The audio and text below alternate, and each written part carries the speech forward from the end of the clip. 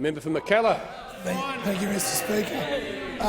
Mr Speaker, my question is to the Treasurer. Can the Treasurer update the House on how the Morrison government's certain and stable fiscal management will keep our economy resilient in the face of future challenges?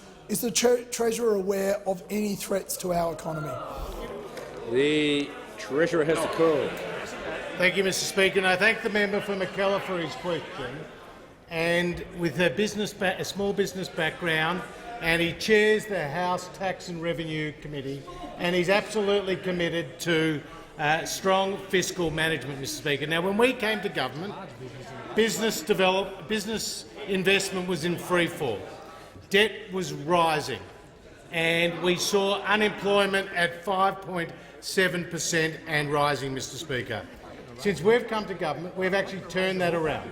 Unemployment has fallen to 5.2%, and we've helped create more than 1.4 million new jobs, Mr Speaker. The proportion of working-age Australians who are on welfare is now the lowest in 30 years, and the rate of real growth in government spending is now the lowest of any government in 50 years, Mr Speaker, and the budget is coming back to surplus for the first time in more than a decade. And the reason why fiscal management is important and bringing the budget back to surplus is important is because future generations should not have to pick up the tab for the last. We need to live within our means.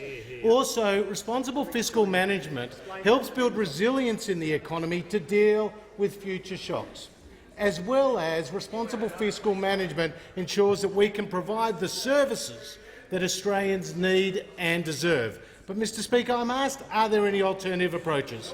And we know that those opposite are continually talking down the Australian economy. Could you imagine now, with the challenges we face, with flood, drought and fire and the global trade tensions, what the economy would look like with Labor whacking it with $387 billion of higher taxes, Mr Speaker? They're happy to talk down the economy, but they took to the Australian people $387 billion of higher taxes, Mr Speaker. Now the member for Rankin gets up and he says he's committed to surplus, but he's also talking about bringing forward tax cuts that he opposed, Mr Speaker. He's also— I take that interjection. We voted for them. He called our tax cuts offensive, Mr Speaker. The member for McMahon said they were reckless, Mr Speaker. I mean, the Labor Party are happy to talk down the Australian economy, to tell us our tax cuts were offensive, but then when they pass the parliament, they want the credit, Mr Speaker. I mean, get real, member for Rankin. We know you want to tax a lot, but I'm thinking of taking back that knighthood that I gave you earlier, Mr Speaker. Now, the reality is the Labor Party can't manage money. The Labor Party can't manage money, and the Australian people know when you can't manage money, the Labor Party come after theirs.